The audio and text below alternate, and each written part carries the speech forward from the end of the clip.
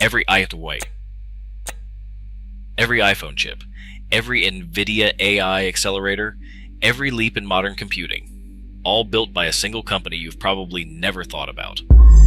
TSMC quietly controls over 90% of the world's advanced semiconductor production from just a handful of sites in Taiwan. Imagine what could happen if that lifeline snapped. To understand the risks and the man who made it possible, let's trace how global power came to rest in one company's hands.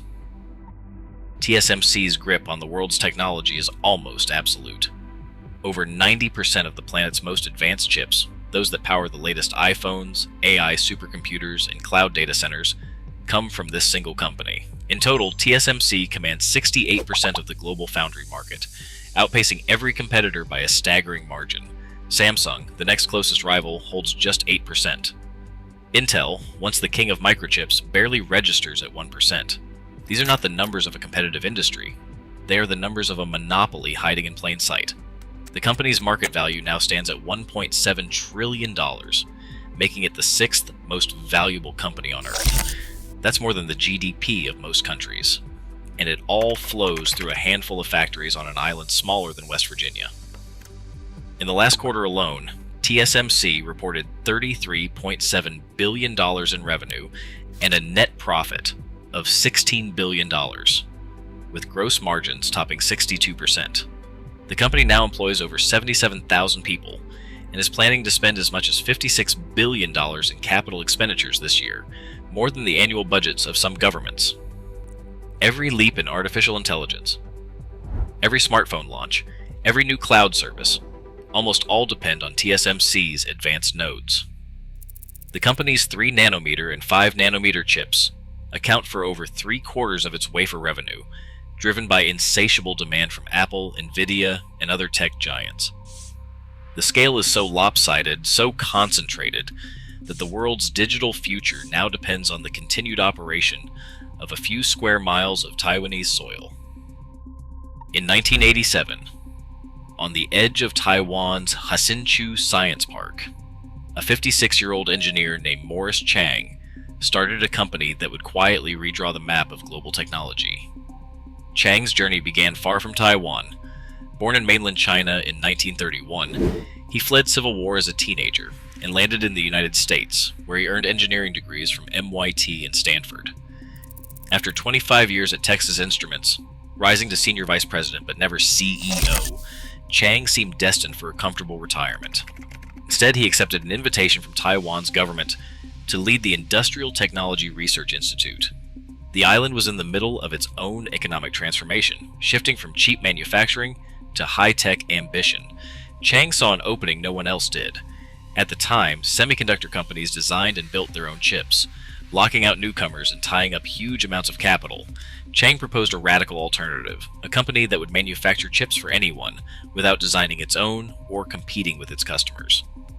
This pure-play foundry model was met with skepticism. Investors doubted it could work.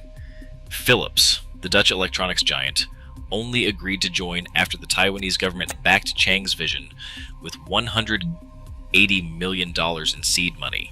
TSMC officially launched in 1987, with Chang as CEO and a small team in Hsinchu. The company's first plant stood in a science park modeled on Silicon Valley, surrounded by rice paddies and night markets. Chang's gamble was enormous, but so was the opportunity. By separating design from manufacturing, he unlocked a flood of innovation and opened the door for thousands of new chip designers worldwide. What started as a risky experiment became the foundation for the entire modern tech industry. Inside TSMC's factory walls, the scale almost defies belief.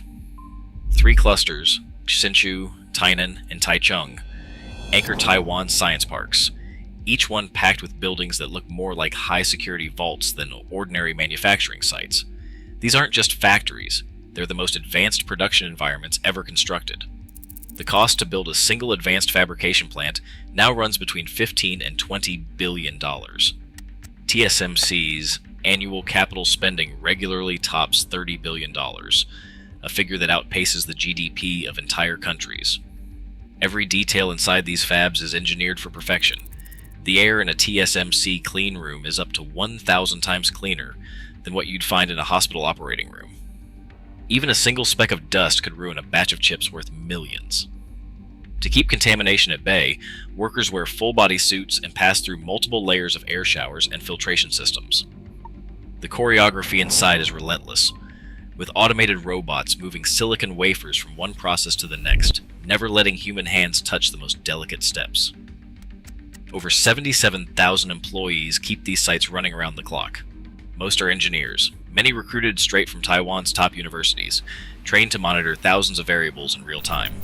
The pressure is constant.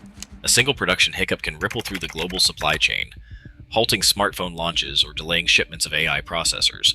In these fortress-like facilities, the world's digital future depends on routines so precise they verge on ritual. This is manufacturing at its highest level, a feat that few can even attempt, let alone repeat. The secret to TSMC's uncatchable lead lies in a technology almost no one else can access: extreme ultraviolet lithography. Each EUV machine, built by ASML in the Netherlands, costs around $150 million and takes months to install. Out of roughly 60 new EUV systems shipped each year, TSMC secures the majority, more than 200 in total, spread across its Taiwanese fabs and new sites in Arizona and Japan. This fleet is the backbone of the global chip supply, enabling TSMC to produce chips at 3 nanometers and below, with plans for 2 nanometer production already underway. No other company comes close. Samsung, with just 8% of the foundry market, operates a fraction of TSMC's EUV tools and continues to struggle with manufacturing yields at advanced nodes. Intel, once the industry's standard bearer, controls only about 1% of the foundry business and remains years behind in both technology and scale. Even with massive investments, neither competitor can match the volume, consistency, or technical precision that TSMC delivers. This technological advantage translates into real-world dominance. Apple depends on TSMC for nearly every chip in its iPhones, iPads, and Macs. NVIDIA relies on TSMC for almost all its advanced AI accelerators, the essential engines behind the artificial intelligence boom. Together, Apple and NVIDIA account for nearly half of TSMC's wafer revenue, with exclusive or near-exclusive arrangements for the most advanced nodes. For these clients, there is no alternative supplier. TSMC's control over EUV capacity and its unmatched expertise have created a competitive gap that grows wider every year. The world's most valuable tech companies are now tethered to a single manufacturer, and that dependence shapes the risk that follows. A narrow stretch of water, just 100 miles wide, separates Taiwan from mainland China. On the western edge of that island, TSMC's most advanced factories operate within sight of the world's most contested geopolitical fault line. Military aircraft and naval exercises regularly cross the strait, reminding the world that a single incident could halt the flow of chips powering everything from smartphones to missile defense systems. The United States, recognizing the danger, has committed $52 billion through the CHIPS Act to build new semiconductor plants on American soil, but these efforts will take years to reach meaningful scale. For now, the global supply of advanced chips remains concentrated within a few science parks on Taiwan's western coast, exposed to the shifting tides of international rivalry and policy brinkmanship.